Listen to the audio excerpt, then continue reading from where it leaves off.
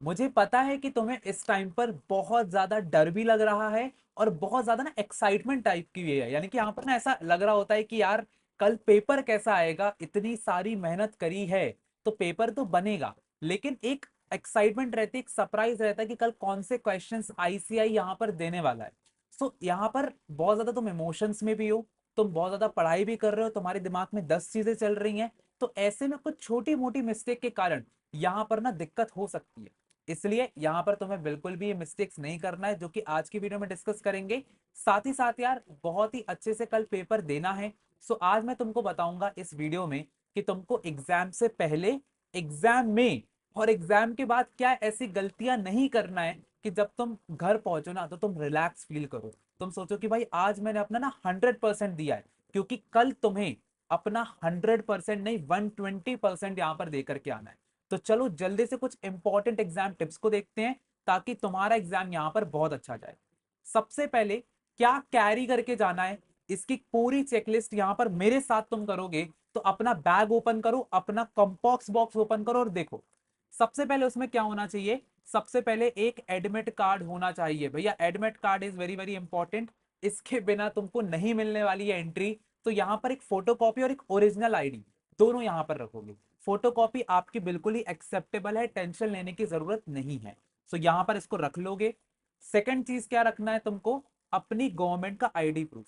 इसमें तुम्हारा voter ID, आधार card, सब कुछ चल सकता है। पैन कार्ड मत लेके जाना, वोटर आईडी और Aadhaar card is the best form of thing जो कि तुमको यहाँ पे रखना चाहिए।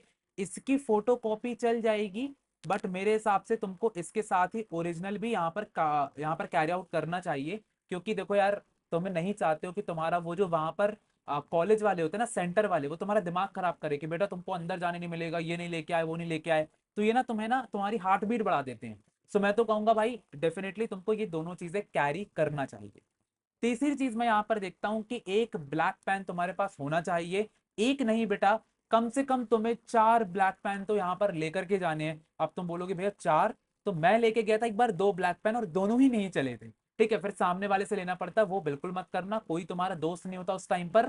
तो तुमको क्या करना है, ब्लैक पेन कम से कम 4 रखना है और ये चले हुए ब्लैक पेन रखना है, ये नहीं कि न्यू लेकर के चलेगा। न्यू ब्लैक पेन नहीं लेके जाना, जो तुम अभी प्रैक्टिस के लिए यूज कर रहे हो वही सेम पेन तुमको यूज करना है। एचबी की पेंसिल तुम जानते ही हो, तुमने ले ली होगी। कम से कम 2 पेंसिल तुम्हारे पास होना चाहिए। एक इरेजर होना चाहिए अच्छी वाली बिल्कुल। इसके अलावा स्केल, एक बिग स्केल होना चाहिए और एक स्मॉल स्केल होना चाहिए। ठीक है, दोनों स्केल तुमको रखना है, बिल्कुल भी कंजूसी नहीं करना है। कैलकुलेटर, मैं बोलूंगा 2 कैलकुलेटर लेकर के जाओ। कैलकुलेटर का कोई भरोसा नहीं है, नहीं चल रहा क्या नहीं है। एटलीस्ट 2 कैलकुलेटर होना चाहिए, और वो जो बड़ा वाला कैलकुलेटर होता है इक्वेशंस वाला, वो नहीं लेके जाना है। नॉर्मल आपका जो कैलकुलेटर होता है, आप कह सकते हो ये कैलकुलेटर एक नॉर्मल होता है, इसको आपको लेकर के जाना है। एक एग्जाम बोर्ड तुम्हारे पास फर्स्ट डे जरूर होना चाहिए, क्योंकि यहाँ पर ये जो बोर्ड होता है ये बहुत ज्यादा आपको हेल्प करता है अगर आपकी बेंच अच्छी नहीं है तो। और ये ट्रांसपेरेंट हो तो बहुत अच्छी बात है। तो ये अगर तुमने 1 2 3 4 5 6 चीजें अगर तुमने रख ली हैं अपने कंपॉक्स में, दैट्स द बेस्ट थिंग, तुम यहाँ पर रेडी हो गए। अब अगर आगे मैं बढ़ता हूँ, सो अगर मैं बात करता हूँ तो तुम्हारे पास एक टिफिन जरूर होना चाहिए, खाली नहीं होना चाहिए। इसके अंदर अगर तुम्हारा सेंटर 4 घंटे 5 घंटे 6 घंटे दूर है, तो तुमको बीच में भूख लगी आएगी, बिकॉज 1:30 पर तुम्हें रिपोर्टिंग करना है, तो उसके पहले तुम्हें टिफिन लेकर के जाना है। इसमें तुम सब्जी पूरी रख सकते हो, इसमें तुम कुछ और चीजें रख सकते हो, जो भी तुम्हें रखना हो। अगर खिचड़ी रखना चाहो तो वो भी एक लाइट वेट चीज होती है, ज्यादा हैवी चीज नहीं खाना है वरना पता चला वहां दिक्कत होने लगी। ठीक है, वाटर तुम रख सकते हो, पानी की बोतल तुम्हें रखना है, जैसी तुम्हें लगे, ट्रांसपेरेंट होनी चाहिए तो बहुत अच्छी बात है, ये तुम्हें होना चाहिए। इसके अलावा एक ओआरएस वाला पानी भी तुम रख सकते हो। ओआरएस एक बहुत अच्छी चीज होती है जो कि तुम्हें इंस्टेंट एनर्जी दे देती है। तो अगर तुम्हारा बीपी की समस्या है, तुमको ब्लड प्रेशर है, कुछ भी चीज हो, तुमको शुगर है, तो तुमको डेफिनेटली ये चीज काम आएगी। इसके अलावा अगर तुम्हारा सिर दुखता है, तुम्हें माइग्रेन है, कुछ भी चीज है, एक तुम्हारे पास मेडिसिन होना चाहिए कि भैया एग्जाम में 3 घंटे लगा रहे हो, उसके पहले तुम्हारे पास ये चीज हो। Analogue watch is the most compulsory thing, तुम्हें टाइम को मेंटेन करके चलना पड़ेगा। एक आंसर में कितना टाइम डेडिकेट करोगे ये तुम्हें पता होना चाहिए डेफिनेटली। एंड थोड़ा बहुत कैश डाल सकते हो ताकि लास्ट मोमेंट पर कोई भी दिक्कत ना जाए।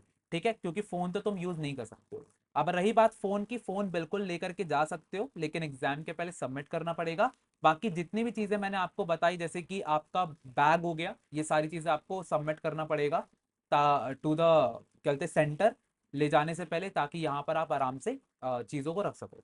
तो सारी चीजें कैरी करना है, जो भी तुम्हें इंपॉर्टेंट लगती है, कोई दिक्कत नहीं है, एग्जाम में सबमिट कर सकते हो। अब यहाँ पर बात आ जाती है कि भैया एग्जाम के पहले हमको किन बातों का ध्यान रखना है। तो एग्जाम के पहले जैसे ही तुम वहां पर अंदर जाकर के बैठ गए, सिचुएशन को इमेजिन करो, ये तुम्हारा क्लासरूम है, ये तुम्हारी डेस्क है, तुम यहाँ पर जाकर के बैठ गए हो। अब जैसे ही तुम बैठते हो, सबसे पहले तुम्हें अपनी ब्रेथ पर फोकस करना है।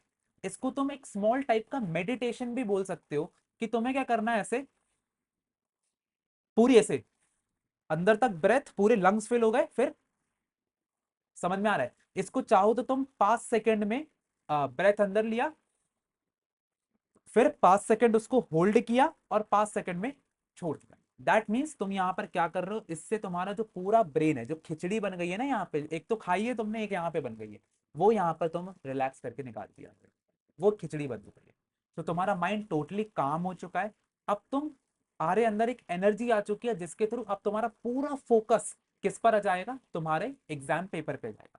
जैसे ही एग्जाम पेपर मिलता है तुमको, तुम्हारे पास एग्जाम पेपर आता है, जय गणपति बप्पा मोरिया बोलिए, जय श्री कृष्ण बोलिए, जो बोलना है बोलिए, एंड यहाँ पर अपने रीडिंग टाइम को एनालाइज करो, यूटिलाइज करो पूरी तरीके से, सारे क्वेश्चंस को देखो, क्या है क्या नहीं है, कौन सा इजी है कौन सा डिफिकल्ट है, क्या बन रहा है क्या नहीं बन रहा है, बहुत सही चीज है।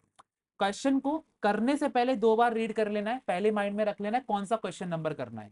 आप कोई भी क्वेश्चन कर सकते हो, ये एक बहुत इंपॉर्टेंट बात है।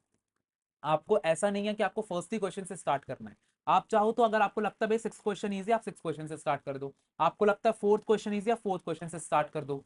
ये एक बहुत ही इंपॉर्टेंट बात है कि आप कहीं से भी स्टार्ट कर सकते हो। अच्छा, एक और चीज बहुत इंपॉर्टेंट है, कि जब आप स्टार्ट करते हो तो हो सकता है कि आपको फोर्थ का ए और बी ऐसे 2 सेक्शन दिए हो, तो ये आपको एक साथ ही करना है, क्योंकि इससे जो चेकर होता है उसको बहुत ही ईजी पड़ जाता है कि हाँ भाई आराम से यहाँ पर चेक कर सकते हैं।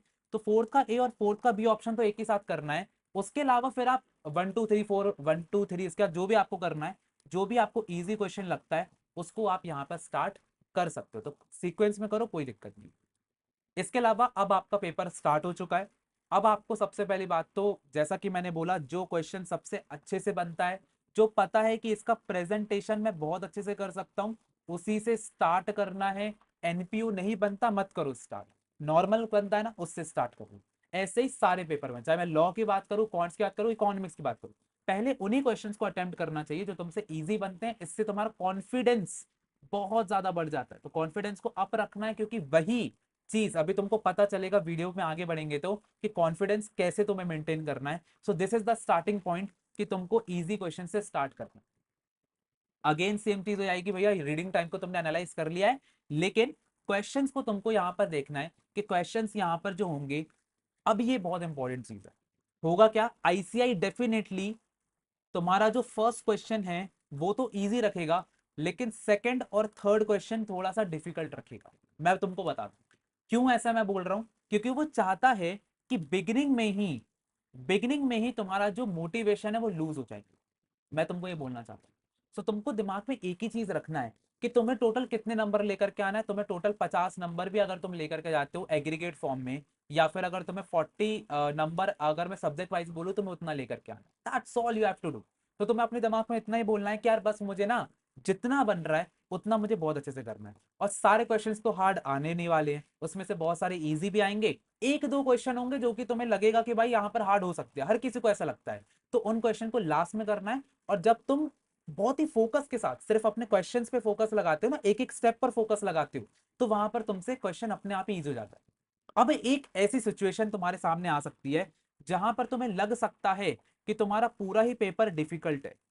मतलब ऐसा कभी कभी होता है कि हम इतना ज्यादा पैनिक कर जाते हैं कि हमें ना पूरा पेपर ही डिफिकल्ट लगने लग जाता है। ऐसे टाइम पर क्या करो, अपने क्वेश्चन को स्टेप्स में तोड़ दो। फॉर एग्जाम्पल, अगर एक एनपीओ का क्वेश्चन आ जाता है, क्योंकि मेरा एनपीओ फेवरेट है तो मैं उसी का एग्जाम्पल देता हूं। तो अगर एनपीओ के क्वेश्चन में तुम्हें क्या करना है, इनकम एंड एक्सपेंडिचर अकाउंट बनाना है। अब तुम बिल्कुल ही कंफ्यूज हो गए भैया कैसे बनाना है। तो तुम क्या करो, स्टार्टिंग कर दो बस। पहले फॉर्मेट बनाओ, पर्टिकुलर लिखो, अमाउंट लिखो, फिर शायद तुमसे सब्सक्रिप्शन बनता होगा, सब्सक्रिप्शन कर दिया। उसके बाद फिर तुमसे एक और चीज बनती होगी, ऐसे कर दिया, एक एक करके काम करो। फिर बैलेंस शीट बनाओ, इसका अच्छे से वर्किंग नोट बनाओ। इससे तुमने क्या किया, स्टेप में तोड़ दिया उसको। तो अगर तुम एक एक स्टेप लेकर के चलोगे तो तुम्हारा कॉन्फिडेंस बूस्टअप होगा कि हाँ भाई अब मेरा ये स्टेप हो गया, मुझे ये करना है, अब ये करना है, अब बैलेंस शीट करना है, अब ये करना है, ये करना है। ऐसे करके स्टेप में जितना तोड़ सकते हो उस क्वेश्चन को तोड़ो, तुम्हें ईजी लगने लग जाएगा। ठीक है, ऐसे करके तुम्हारा यहाँ पर क्वेश्चन ईजी बन जाएगा। नेक्स्ट पर चलते हैं। सो अब यहाँ पर एक और चीज हो जाती है जो कि मैं तुम्हें हमेशा बोलूंगा, दैट इज हमेशा जितना शो ऑफ कर सकते हो करो, जितना कैलकुलेशन कर सकते हो दिखाओ, कोई भी चीज मन में मत करो, हर चीज उतार दो बेटा वहां पे, हर चीज उतार दो और उसके ऊपर वर्किंग नोट लिख दो। जितनी कैलकुलेशन है वो लिखो, लॉ में जितना तुम्हें लिखना है लिखो, इकोनॉमिक्स और कॉन्ट्स में उतनी दिक्कत नहीं जाती, पर अगर मैं स्पेसिफिकली बात करता हूं, तुम जितना शो अप कर सकते हो अपनी कैलकुलेशन करो, क्योंकि इसके नंबर होते हैं। क्योंकि जब चेकर चेक कर रहा होता है तो वो देखता है कि भाई क्या इसने किया है। जैसे कि अगर मैं तुम्हें बात करता हूं, तो अगर बैलेंस शीट है, सो बैलेंस शीट के आगे लिखो कि बैलेंस शीट एज एट 31 मार्च। ये एक इंप्रेशन शो अप करता है। पर्टिकुलर पूरा लिखो, डेबिट क्रेडिट पूरा लिखो। इससे क्या हो जाता है, तुम्हारा फॉर्मेट के नंबर, वर्किंग नोट के नंबर तुम्हें बहुत अच्छे मिल जाते हैं। ठीक है, सो ऐसी छोटी छोटी जीत हासिल करो ताकि तुम्हें बहुत अच्छा रहे। लास्टली मैं बोलूंगा, 5 मिनट के पहले, जब 5 मिनट हो जाएगा भैया, 5 मिनट पहले ही यहाँ पर पूरी कॉपी को चेक कर लेना है। अगर तुम्हारा क्वेश्चन पेपर कंप्लीट नहीं हो पाया है तो फिर जल्दी से यहाँ पर सारी चीजों को कंप्लीट करना है। और हाँ, एक और बहुत इंपॉर्टेंट बात है, अपने ईगो को डाउन रखो। क्वेश्चंस को ईगो पर नहीं लेना है कि इसका आंसर क्यों नहीं आया। अगर तुम्हारी बैलेंस शीट मैच नहीं हो रही है, तुमको पता है कि आंसर तुम्हारा नहीं आया है, उसको लास्ट के लिए छोड़ दो। अपने आप से पता मन में क्या बोलो, चलो एक काम करते हो, इसको 2 मिनट और देता हूँ। मतलब अपने अंदर ऐसे बोलो कि तुमने 15 मिनट ले लिया है, 2 मिनट और दो इसको। 2 मिनट और दिया, नहीं आ रहा है आंसर, नहीं समझ में आ रहा कहाँ गलती है, छोड़ दो, लास्ट के लिए छोड़ दो, आगे बढ़ जाओ, आगे वाले क्वेश्चन को अपने पूरे मन से करो। इससे तुम्हारा टाइम वेस्ट नहीं होगा, वरना एक क्वेश्चन करने में लग गए दिक्कत हो जाएगी। सो डेफिनेटली लास्ट के 5 मिनट्स में अच्छे से आंसर शीट को चेक कर लेना है, देख लेना है कोई गलती है देख लो, नहीं है आराम से मस्त किया मस्त किया, और फिर अपने टाइम पर सबमिट कर दिया। ऐसे करके तुम यहाँ पर बहुत अच्छे से अपने पेपर को कर सकते हो, अपनी प्रिपरेशन को बूस्टअप कर सकते हो। बढ़िया है, बढ़िया है। लास्टली मैं तुम्हें सिर्फ एक ही चीज बोलूंगा जो कि मुझे श्री कृष्ण जी ने बोली थी, that is he is a man of wisdom who seeks nothing, expects nothing and therefore never fails. तो अगर तुम चाहते हो कि कल के एग्जाम में बहुत अच्छा नंबर आए, बहुत अच्छी सारी चीजें हो, बहुत अच्छे से मोटिवेटेड रहो, सो डेफिनेटली इस बात की चिंता करना छोड़ दो कि पेपर कैसा आएगा, क्या क्वेश्चन आएंगे क्या नहीं आएंगे। तुम्हारे सामने जो भी क्वेश्चन पेपर आता है, जैसे भी सवाल आते हैं, यहां पर तुमको सिर्फ उस पर अपना बेस्ट आंसर लिखना है। मैं तुमको सिर्फ एक ही ड्यूटी दे रहा हूं कि ये सब चीजें छोड़ो, बस तुम्हें अपने आंसर पर इतना ज्यादा फोकस करना है, तुम जितना लिख सकते हो, जितने डिजिट्स तक कर सकते हो, जितने अच्छे से आंसर को प्रेजेंट कर सकते हो, that's all you have to do. जितने ज्यादा एमसीक्यूज कर सकते हो उतना करो, क्योंकि वही तुमको करना है। कल तुम्हारा सिर्फ एक ही फोकस होना चाहिए, दैट इज कि मुझे अपनी आंसर शीट को अपनी बेस्ट आंसर शीट बनाना है, बेस्ट तरीके से लिखना है, एंड दैट्स इट। यहीं से तुम्हारा जो जीत का सफर है ना बेटा, वो शुरू होता है। लास्टली मैं तुमको एक छोटा सा अपडेट देना चाहता हूँ। कल तुम अकाउंट्स का पेपर दे के आओ, फिर लॉ का दे के आओगे, फिर कॉन्ट्स का दे के आओगे। उसके बाद फिर यहाँ पर मैं तुमको क्या करवा रहा हूँ, पूरी की पूरी 500 मोस्ट एक्सपेक्टेड क्वेश्चंस करवाऊंगा, जिसमें मैं तुम्हारे पीवाई क्यू हो गया, चाहे मैं तुम्हारे पीवाई क्यू बोलूँ, चाहे आरटीपी बोलूँ, चाहे एमटीपी बोलूँ, सारी चीजें उसमें रहेगी। तो इस प्री मैराथन सीरीज को जरूर ज्वाइन करें। और इसको ज्वाइन करने के लिए क्या करना है, बस यहाँ पर आदित्य भैया का यह जो सी प्रतिज्ञा बाय अनअकैडमी का चैनल है, इसको फॉलो कर लेना है। अपने चैनल को सब्सक्राइब करके यहाँ पर ये जो करंट वीडियो है इसको क्या करना है बेटा, जल्दी से लाइक कर देना है, ताकि मुझे पता चले कि तुम एग्जाम के लिए बहुत ज्यादा रेडी हो। लास्टली यार, all all all the best. मेरी पूरी विशेष तुम्हारे साथ है, तुम्हारे मम्मी पापा का आशीर्वाद तुम्हारे साथ है, और गणपति बब्बा तुम्हें देख रहे हैं, तो बिल्कुल भी टेंशन नहीं लेना। बहुत मजे से, बहुत ही आराम से पेपर को सॉल्व करके आओ, एंड जब आओगे तो जरूर शेयर करना कि तुम्हारा पेपर कैसा गया। तो चलो भैया, इसी के साथ साथ थैंक यू सो मच, बहुत अच्छा लगा तुम लोग के साथ मिलके, एंड यहाँ पर मिलेंगे अपनी प्रिपरेशन के लिए आगे। Thank you so much, all the best, and अच्छे से क्लियर करो अपना सीए फाउंडेशन।